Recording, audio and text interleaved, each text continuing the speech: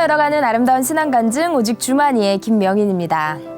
나를 가장 잘 대표하는 것, 외모나 하는 일, 직함도 있겠지만요. 무엇보다 나를 가장 잘 대표하는 것은 먼저 묻고 알려주는 바로 우리의 이름이겠죠. 이런 이름 안에는요. 아름다운 사람이 되어라, 또 밝고 어진 사람이 되어라, 또 성실하고 바른 사람이 되어라 이런 뜻이 있는데요. 우리 크리스찬들에게는 예수님을 믿는 사람들이란 뜻이 있죠. 크리스찬이라는 이름의 뜻을 우리가 잘 기억하고 되새긴다면 우리의 삶은 더욱더 예수님을 닮아갈 수 있지 않을까 싶습니다.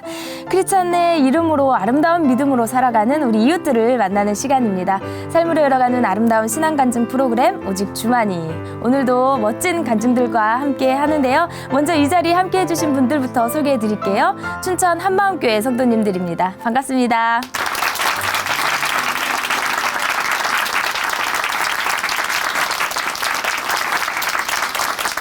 네, 오늘 첫 번째 출연자 만나보겠습니다.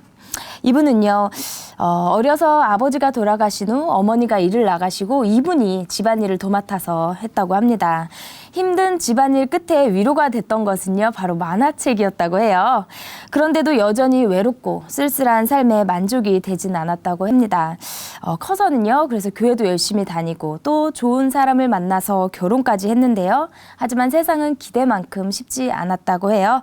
그 지치고 힘든 삶 끝에서 진정한 위로를 얻게 되었다고 하는데요. 그 이야기 들려주신다고 합니다. 함께 만나보겠습니다. 춘천 한마음교회 김도순 자매님 박수로 모십니다.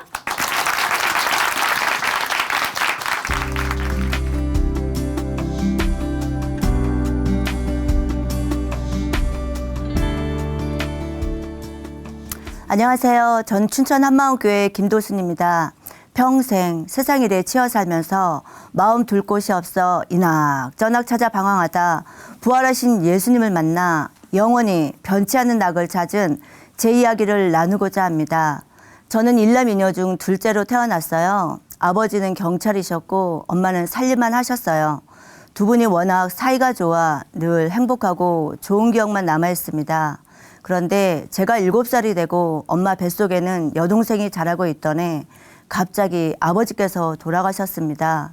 아버지가 돌아가신 후 엄마는 배운 것도 없고 아는 사람도 없기에 시장에서 장사를 시작하셨는데 엄마가 시장 가는 시간은 새벽 5시, 집에 들어오는 시간은 저녁 11시였어요. 세 자녀를 키우기 위해 엄마는 하루도 쉬는 날 없이 일을 하셔야 했어요.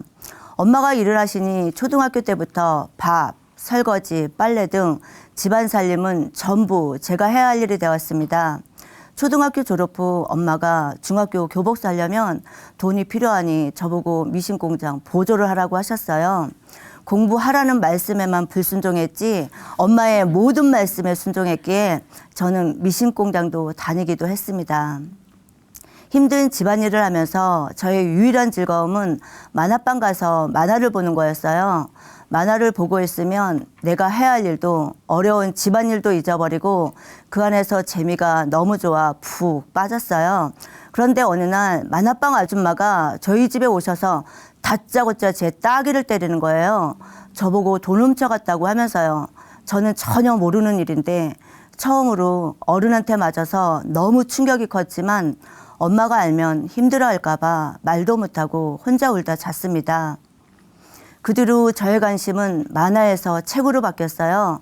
그 당시 300원, 500원 하던 삼중당 문고에서 나온 작고 두꺼운 책이었는데 그 책들을 읽는 게 저의 유일한 놀이였고 기쁨이었습니다. 책은 엄청 읽었는데 공부 잘하는 것하고는 전혀 별개더라고요. 중학생이 되어서야 전 우리 집이 가난하다는 걸 알았고 내가 왜 이런 집에 태어났는지, 하나님이 계시면 세상이 왜 이리 불공평한지 하나님을 많이 원망했습니다. 외롭고 힘들 때 제낙이 된 것이 또 한 가지 있었는데 그것은 필이었어요. 가요, 가곡, 팝송, 학교 음악책 등에 나오는 노래들을 한두 번 들으면 음도 모르는데 불러도 그냥 노래가 되는 거예요. 그 당시 저의 별명이 필이 신동이었습니다. 힘들지만 늘 흥이 많던 저는 잠자기 전 엄마 동생과 나란히 누워 번갈아 가면서 가요 한 곡씩 부르고 잤던 기억도 있습니다. 고등학교 졸업 후 바로 사회생활을 했는데요. 아버지의 빈자리, 엄마의 부재가 늘 외로웠기에 뭔가를 찾던 저는 아는 동생 전도로 교회를 다니기 시작했어요. 처음으로 부흥회에 참석했는데 부르는 찬양 가사가 내 모습과 너무 흡사해 나도 모르게 폭포수 같은 눈물이 흘렀습니다. 예수님이란 분이 나의 죄를 위해 십자가에서 돌아가셨다는 말씀을 듣고 예수님이 너무나 고맙고 좋았어요. 나의 죄 때문에 돌아가신 예수님께 사랑을 고백하고픈 마음이 들어 은혜 받은 찬송가를 피아노로 배워 주님께 사랑 고백을 했습니다. 제일 먼저 교회 가서 청소하고 예수님이 너무 좋아 주일학교 교사, 성가대, 청년부 활동까지 하게 되었는데요. 그 당시 토요 청년 예배가 끝나면 청년들과 함께 산기도하러 다녔는데 나무 뿌리를 뽑는 기도를 해야 한다고 해서 나무를 잡고 큰 소리로 고래고래 소리 지르며 기도하기도 했어요. 한 번은 토요 청년 예배 끝나고 산기도 가는 날 비가 억수같이 와서 못 가게 되었습니다. 늘 한 번쯤 가고 싶은 곳이 나이트클럽이었는데 이때 생각이 딱 나는 거예요. 그래서 제가 청년들한테 우리 나이트클럽 한번 가보자. 나 여지껏 한 번도 못 가봤거든. 같이 가자. 응? 하면서 꼬드겨 결국은 모두 함께 갔습니다. 불이 반짝반짝 너무나 멋있었어요. 아무도 올라가지 않는 무대에 혼자 올라가서 신나게 쳤습니다. 딱 한 번으로 끝났지만 정말 신났어요. 교회를 다니며 성경 공부를 하기 위해 여기저기 찾아다녔지만 하나님이 계신지 안 계신지 정말 모르겠더라고요. 어느새 예수님에 대한 뜨거웠던 감정은 사라지고 보이는 사람에게 마음을 뺏겨 교회를 떠났습니다.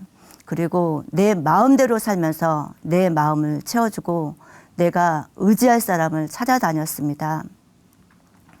20대 중반쯤 한 남자를 사랑하게 되었는데요.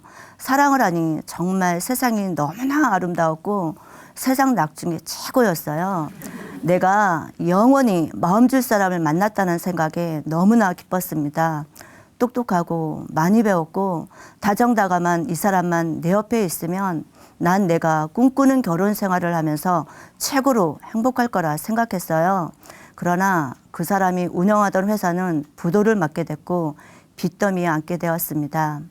빨리 결혼하고 싶었던 저는 돈을 벌어 이 사람을 도와주고 싶은 마음에 애나가 비싸다는 말만 듣고 일본으로 돈을 벌러 갔어요.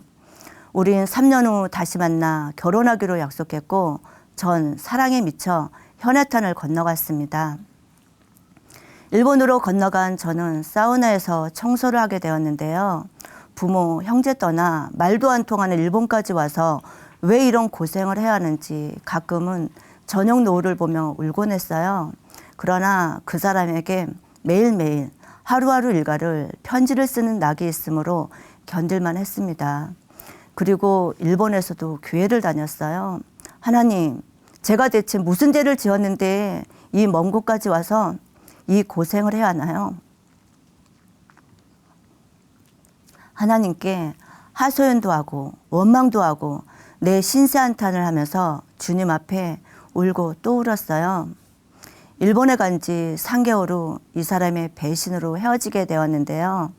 사랑이 컸던 만큼 고통도 컸습니다. 3년 후 저는 한국에 돌아왔고 몇 년 있다 지금의 남편을 만났습니다. 눈에 콩깍지가 씌었는지 잘생겨 보였어요.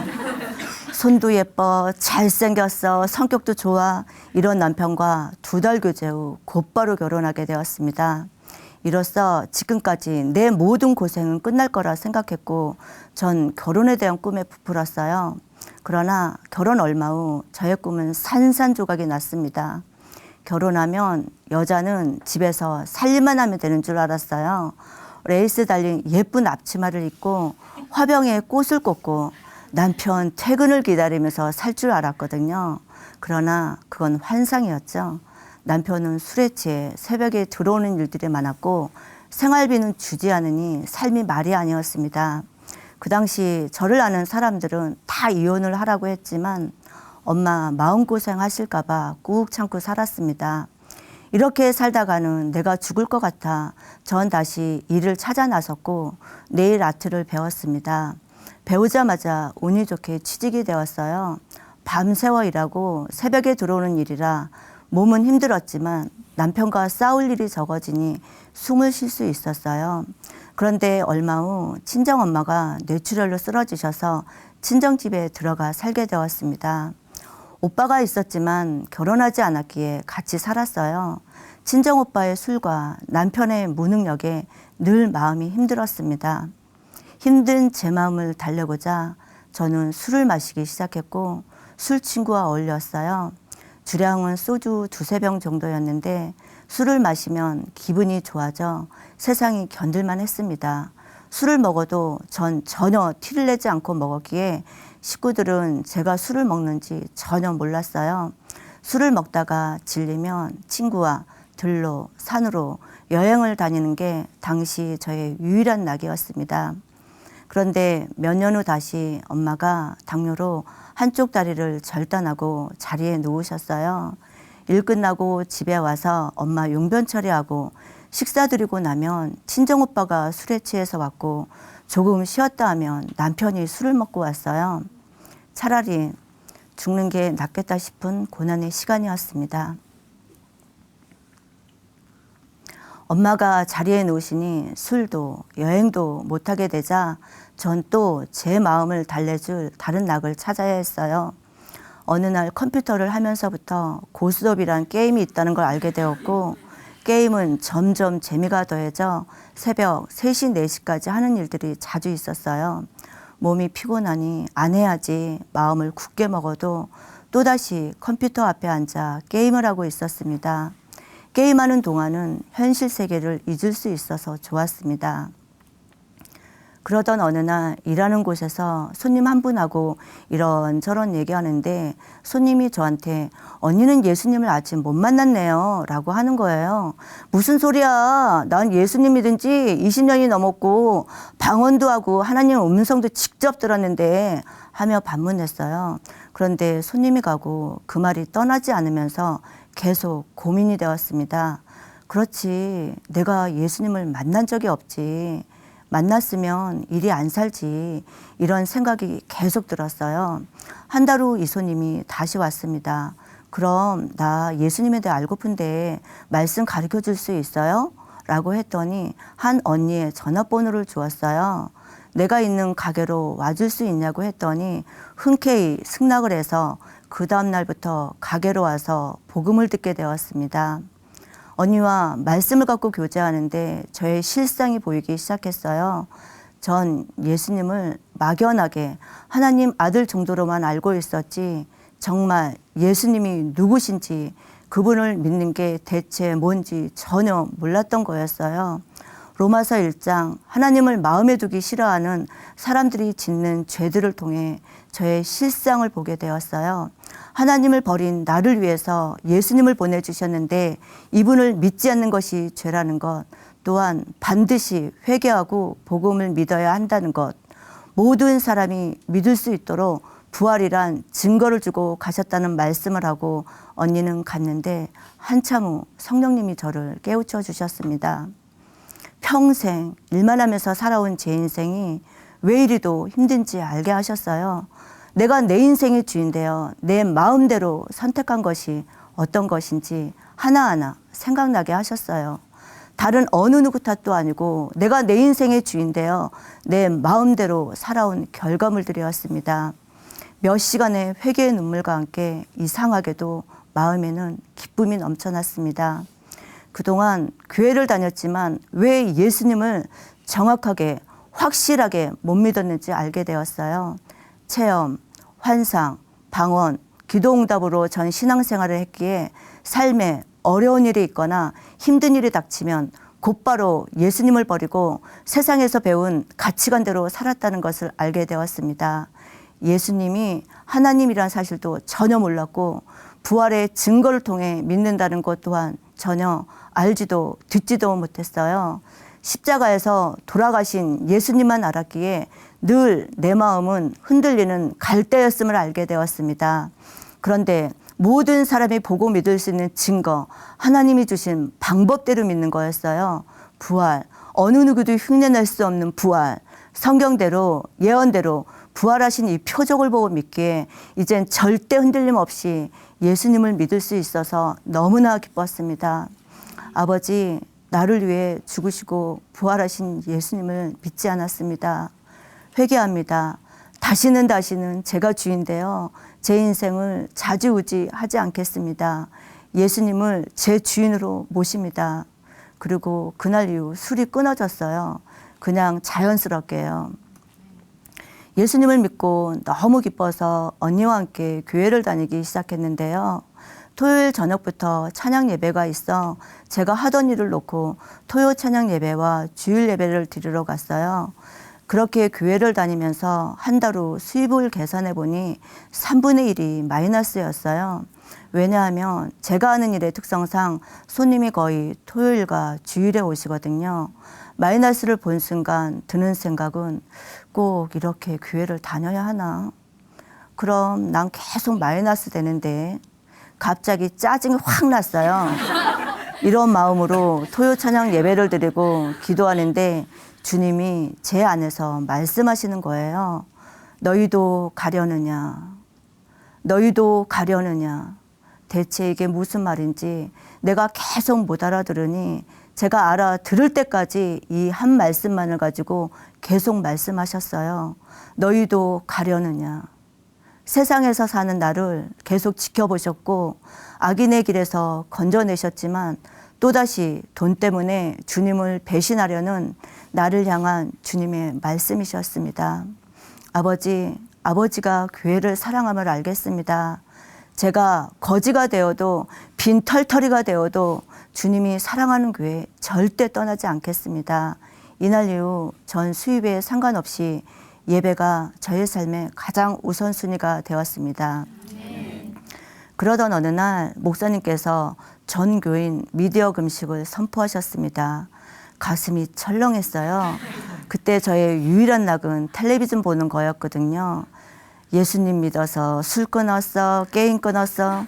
그런데 이제 텔레비전까지 끊으라 하시니 참 이제 무슨 낙으로 사나 하는 생각에 마음이 힘들어졌고 저는 목사님께 이 마음을 간증으로 써서 올렸어요. 강대상에서 이 간증을 발표하게 되었는데요. 즐겨보던 연속극과 프로그램을 줄줄이 읽었더니 성도들과 목사님이 많이 웃으셨어요. 얼마 후 텔레비전에 대한 낙도 끊어졌습니다. 늘 예배의 기쁨을 맛보면서 저는 7년간 엄마의 병수발을 하게 되었는데요. 엄마가 돌아가시기 이틀 전부터 엄마 침대 옆에 같이 누워 자게 되었고 엄마가 돌아가시는 날 예약 손님이 있었는데 오늘은 왠지 가게 나가면 안 될 것 같은 마음을 주셨어요. 의식 없는 엄마를 깨끗이 목욕시켜드리고 옷을 입혀드리고 엄마가 가장 좋아하는 찬송가 이 기쁜 소식을 온 세상 전하세 성령이 오셨네 이 찬양을 몇 번 부르고 엄마 귀에다 대고 말을 했어요. 엄마, 아빠 안 계신데 우리 버리지 않고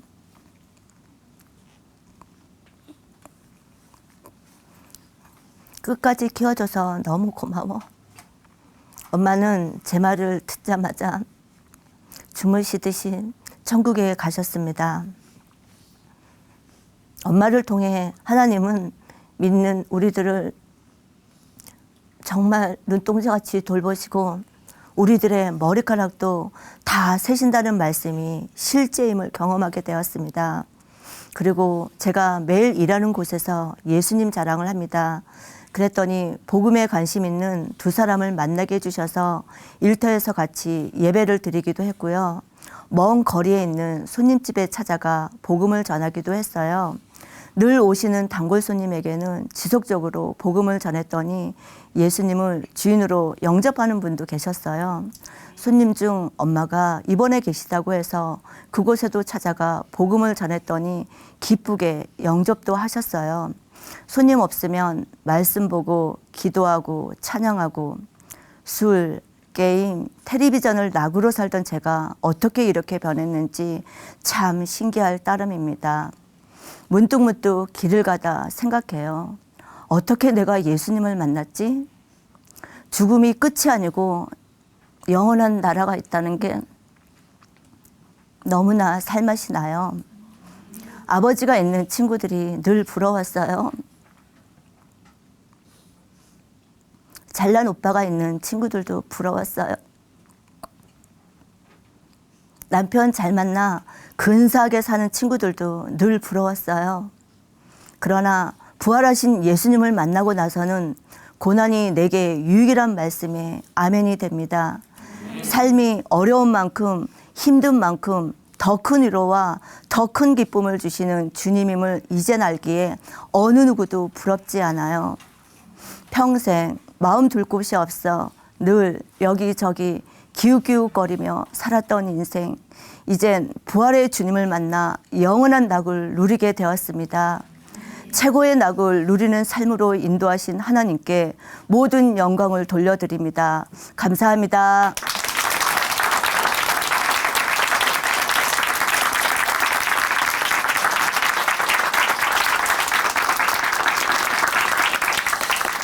네, 간증 감사합니다. 예수님께서 어부였던 베드로와 안드레를 부르실 때 이렇게 말씀하시죠. 나를 따라오라. 내가 너희로 사람을 낚는 어부가 되게 하리라. 만약 우리에게 똑같이 이렇게 이르시고 따라오라고 했다면 베드로와 안드레처럼 할 수 있었을까요? 곧 그물을 버려두고 따르니라. 예수님이 부르시면 두말하지 않고 주님을 따라가는 그 믿음, 자매님의 삶 속에서 발견할 수가 있었는데요. 우리 모두가 그렇게 주님의 말씀에 순종하는 믿음의 사람들이 다 되었으면 좋겠습니다. 네. 부활의 예수님을 만나서 정말 행복한 삶을 살고 계시는 자매님, 앞으로도 더 기쁜 소식 들려오기를 기도로 응원하겠습니다. 우리 김도순 자매님께 다시 한번 큰 박수 보내드릴게요.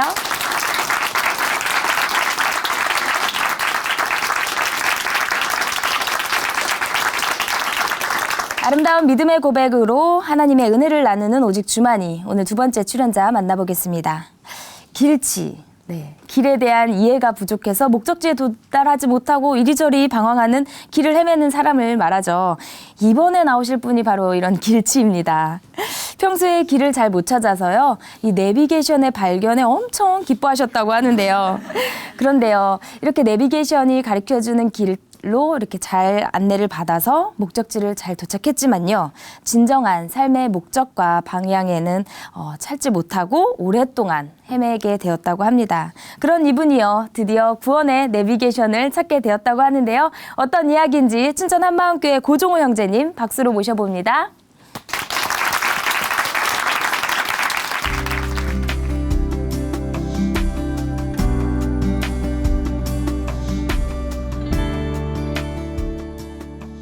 안녕하세요. 춘천 한마음교회 고종호입니다.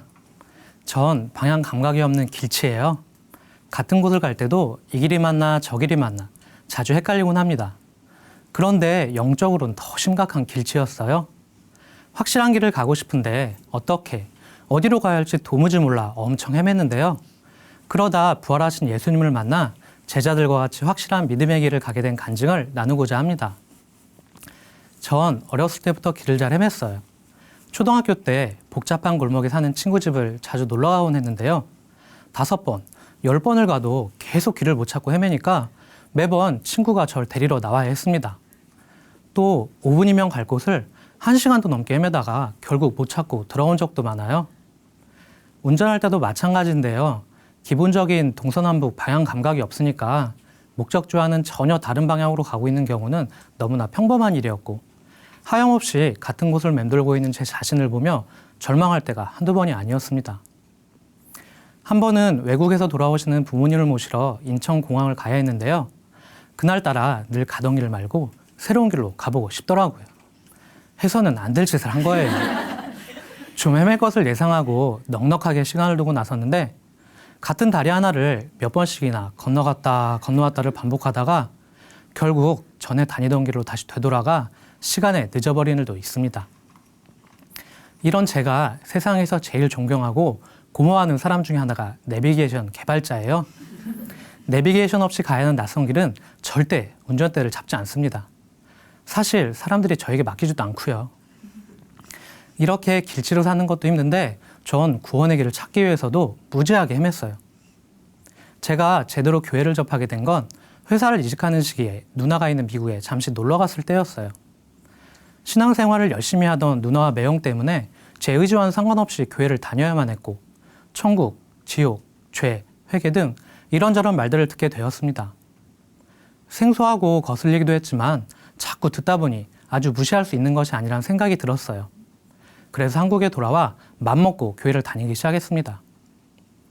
국내외 단기 선교도 지속적으로 다니고 여러 직분들을 맡기도 하는 등 나름 교회 안에서는 잘 포장하고 열심으로 섬겼기에 초신자이지만 믿음이 참 좋다는 평판을 듣기도 했어요. 하지만 아무 근거도 없는 맹목적인 믿음이었기에 교회 밖에서는 여전히 세상을 즐기는 사람이었습니다. 그런데 시간이 지나면서 이런 생각이 들었어요. 나를 봐도 그렇고 주변 사람들을 봐도 예수님을 믿는다면서 왜 세상 사람들과 별반 다르지 않을까? 하지만 믿음이 자라가는 과정이라고 생각하며 찜찜한 마음을 묻어두어야 했습니다. 그러던 중 한 목사님의 설교 영상을 보게 되었는데 이렇게 말씀하셨어요. 내가 통나무를 가득 실은 대형 트럭과 충돌했다고 합시다. 그런데 트럭과 충돌한 내가 상처 하나 없이 멀쩡히 예배당에 왔다면 누가 제 말을 믿겠습니까?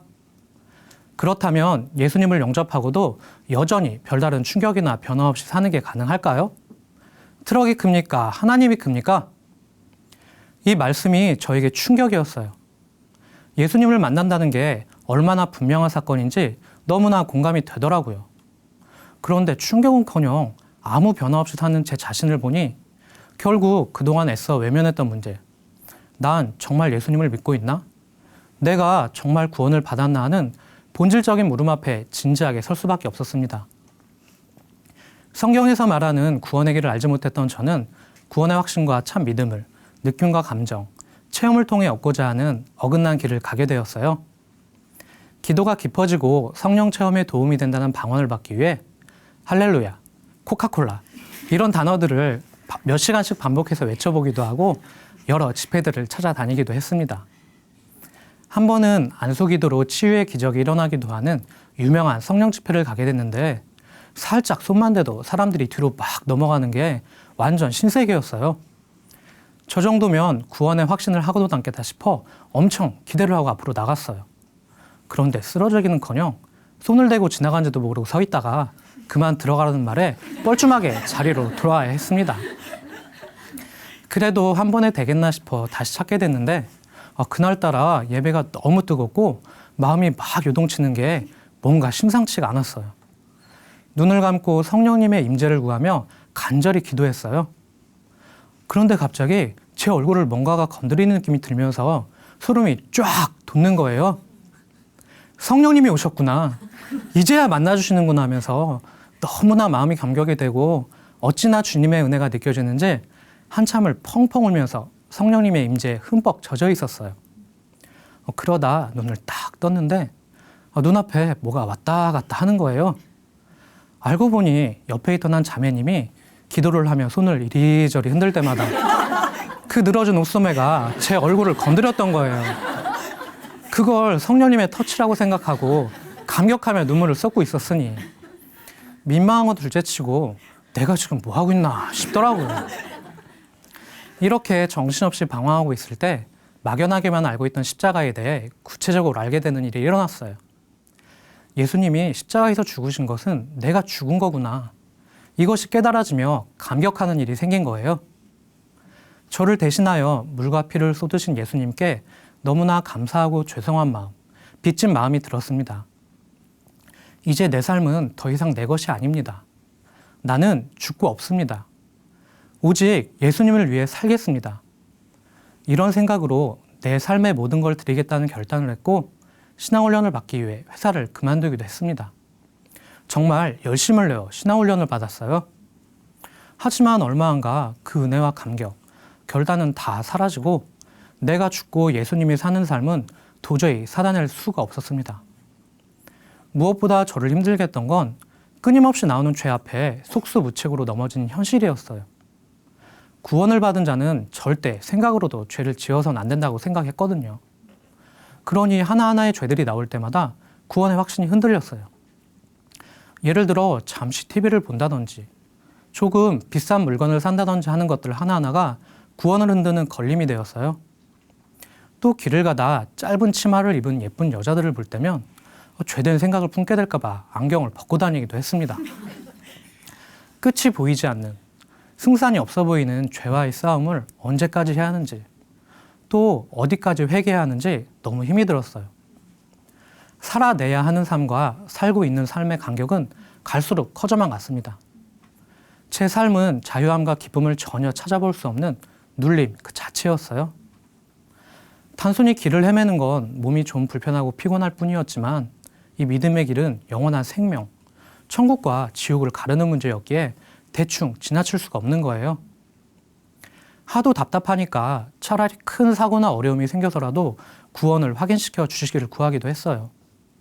또 왜 굳이 자유의지를 주셨냐고, 그냥 로봇처럼 만드셨으면 나도 편하고 주님도 편하실 것을 왜 이렇게 하셨냐고 말도 안 되는 원망을 하기도 했습니다. 이렇게 더 이상 떨어질 바닥이 없을 정도로 헤매고 있을 때 누나를 통해 춘천 한마음교회를 알게 되었어요. 누나와 매형이 다니던 미국 한인교회의 큰 어려움들이 이 부활의 복음으로 단번에 해결되었다는 거예요. 그럼 내 문제도 해결받을 수 있겠구나 기대가 생겼습니다. 목사님의 침례신문 칼럼을 읽어보고 집회와 성도들의 강진 영상들을 보니 뭔가 다르다 싶어 예배에 와보게 되었어요. 목사님은 계속 부활을 말씀하시는데 무슨 말씀인지는 잘 모르겠더라고요. 그런데도 계속 찾아오게 된 이유가 있었는데 그건 바로 공동체의 모습 때문이었어요. 큰 기쁨 가운데 드려지는 예배와 무리지어 교제하는 모습에도 기쁨과 확신이 넘쳐 보였어요. 이렇게 모두가 한 마음으로 교제가 되는 거 보니 뭔가 있긴 있는 것 같더라고요. 그런데요, 기대와는 달리 여전히 문제는 풀리지 않았어요. 주변에선 부활의 복음을 단 한 번만 듣고도 회개와 굴복의 역사들이 일어나는데 상대적인 박탈감이 너무 컸습니다. 부활은 느낀 감정과 상관없는 역사적 사실이고 확실한 증거다. 이 증거를 붙들면 된다고 하시는데 안 되니까 너무 답답한 거예요. 그래도 계속해서 예배를 드리고 말씀 교제도 하고 여러 가지 기록과 자료들을 찾아보며 무던히도 애를 썼습니다. 교회에서는 성도들의 많은 간증을 들을 수 있었는데요. 간증자들이 큰 충격과 함께 통회의 눈물을 쏟을 수밖에 없었다는 부분들이 저를 더 어렵게 했어요. 전 그런 체험들이 없었거든요. 그러던 중 한 자매님의 간증을 듣는데 눈물이 막 나거나 가슴으로 확 느껴지는 것은 아니었지만 부활이 역사적인 사실이기에 수많은 증인들이 목숨 걸고 전했기에 믿을 수밖에 없었다고 하시더라고요. 얼마 후 전도사님과 말씀을 나누게 되었는데요. 모든 사람이 눈물 콧물로 회개하는 것도 아니고 아주 격정적인 감정의 소용돌이를 맞이하는 것도 아니라고 하시면서 성경에도 그런 말씀은 없다고 하시는 거예요. 부활이라는 사실을 믿는 것이고 그 사실에 모든 걸 걸고 나아갈 수 있는지 망대계 셈을 보면 답이 딱 나온다고 하셨어요. 그리고 한 비유를 들어주셨어요. 아내가 옆에 있는데도 자기가 결혼을 했는지 안 했는지 그 사실을 의심하는 사람은 없지 않냐고 하시는데 무릎이 탁 쳐졌어요. 이건 정말 느낌과 감정의 문제가 아니구나. 예수님의 부활이라는 역사적인 사실을 두고도 그래도 내가 느껴야 진짜지. 나에게 뭔가 와 닿아야 실제인 거지라는 생각 때문에 계속 의심을 하고 있었구나. 집에 돌아와 사복음서와 사도행전을 다시 찾아보았어요.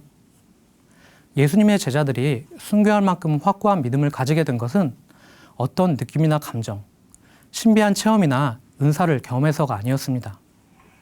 예수님의 죽음 앞에 그런 것들은 아무 소용이 없었어요. 이들의 삶이 확실하게 변하게 된 건 바로 부활하신 예수님을 실제로 만난 이유였습니다. 예수님의 모든 일생 그리고 부활은 단순한 기적이 아닌 구약의 약속대로 이루어진 사건이었어요.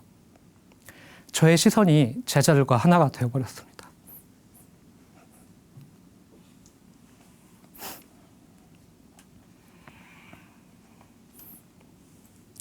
예수님이 진짜 부활하셨구나. 이분이 하나님이시구나.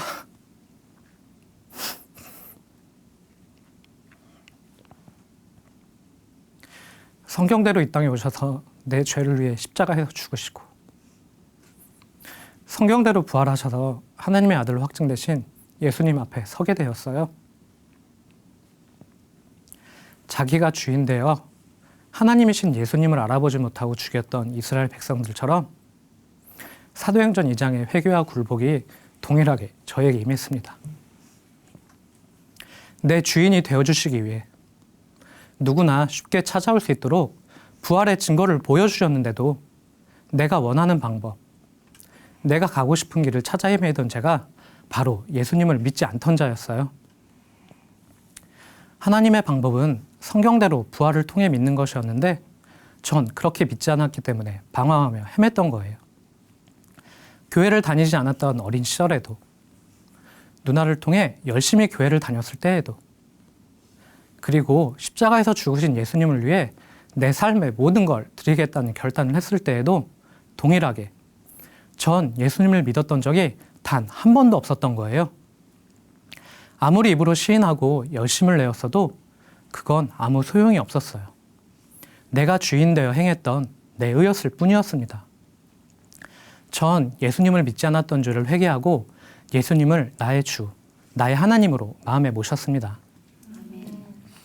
이제는 예수님께서 말씀하신 내가 곧 길이요 진리요 생명이니 나로 말미암지 않고는 아버지께로 올 자가 없다라는 말씀을 정확히 깨닫게 되었어요.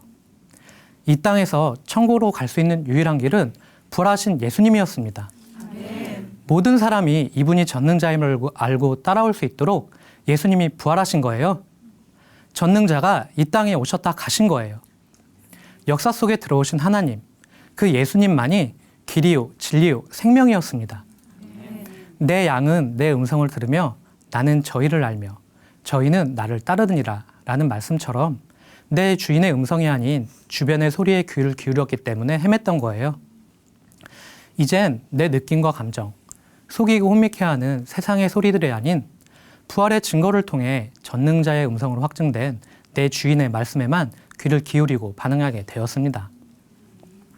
예수님이 저의 주인이 되어주시니 이 땅에서 가야 하는 길이 선명히 보이고 부활하셔서 지금도 살아계신 예수님과 동행하는 너무나도 확실하고 행복한 길을 걷게 되었어요. 그런데 그러다가도 문득 제 안에서 죄들이 보이는 거예요. 죄 때문에 힘들어서 발버둥 치던 때가 생각나면서 위기감이 들었습니다. 하지만 그래도 부활은 변하지 않은 사실이고 그렇다면 예수님께서 모든 옛사람을 이미 십자가에서 다 죽이셨다는 말씀도 흔들리지 않는 사실이었어요. 이미 저는 죄를 지울 수 없는 새 피조물이더라고요. 부활이 확증되니 처절하게 무너졌던 죄와의 싸움이 백전백패에서 백전백승이 되었습니다. 예전에는 성경에 있는 삶을 내가 살아내야 한다는 생각 때문에 너무 힘들고 무거웠어요.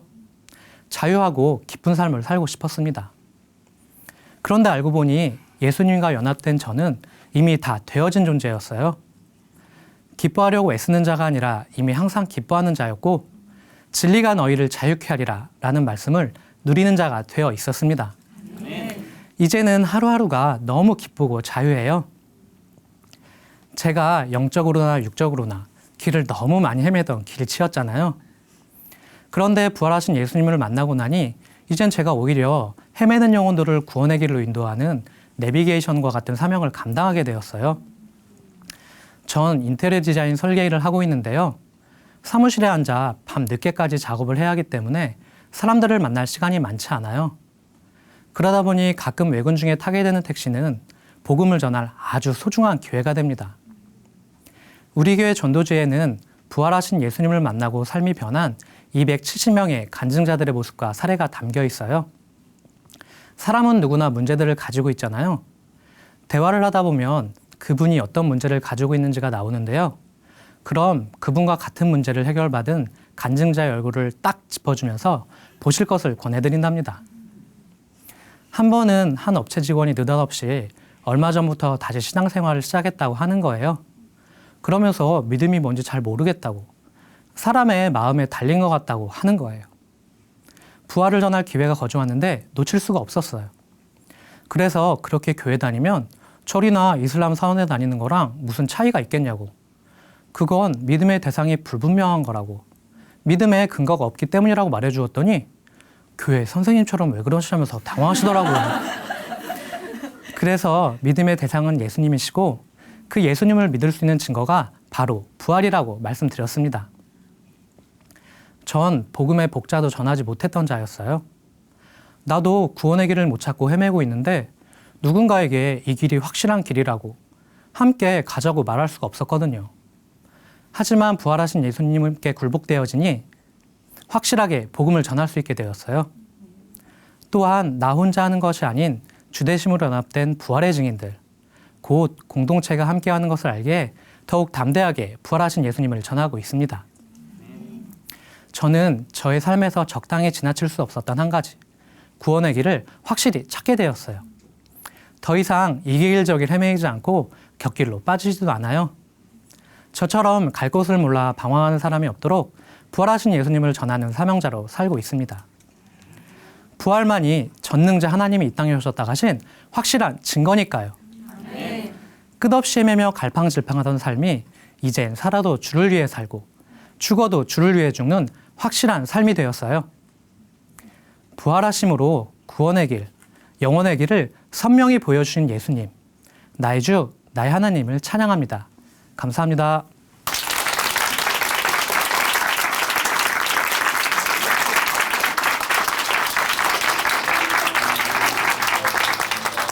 네, 간증 감사합니다. 길을 헤매는 건 몸이 좀 불편하고 피곤하지만요. 이 영원한 생명의 길을 헤매는 건 천국과 지옥의 문제라는 말씀 저도 참 공감이 되었는데요. 공사를 할 때 바닥에 평형을 맞추기 위해 구슬을 놓곤 하죠. 구슬은 항상 아래로 굴러갑니다. 예수님 없는 삶도 그렇게 죽음을 향해 굴러가게 되는데요. 천국으로 가는 바른 길을 찾은 형제님, 앞으로 오직 예수님만이 이 영원한 생명으로 가는 길이라는 것, 이 구원의 내비게이션의 사명 잘 감당해 주시기를 응원하겠습니다. 다시 한번 고종 형제님께 큰 박수 보내드릴게요.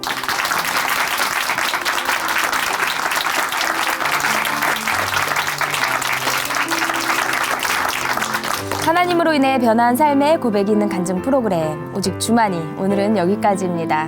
지금까지 함께해 주신 춘천 한마음교회 성도님들 그리고 시청자 여러분 감사드립니다. 오늘도 찬양으로 마무리하겠습니다. 오늘 찬양해 주실 분은요, 최나오미 자매님이고요. 함께 나눌 찬양은 사랑합니다 내 아버지입니다. 오늘도 성령 충만한 하루 보내세요. 감사합니다.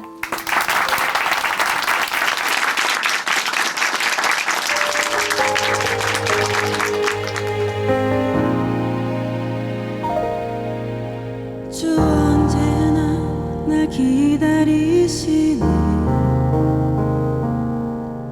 주 언제나 날 이해하시네. 내 모든 걸 받으신 주, 날 용서하셨네. 내 모든 것 회복시키네. 사랑합니다. 사랑합니다.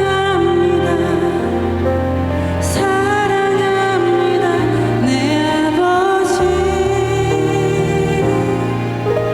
사랑합니다.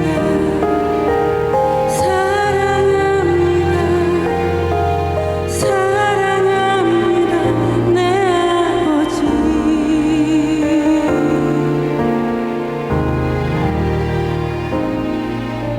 주 언제나 날 기다리시네.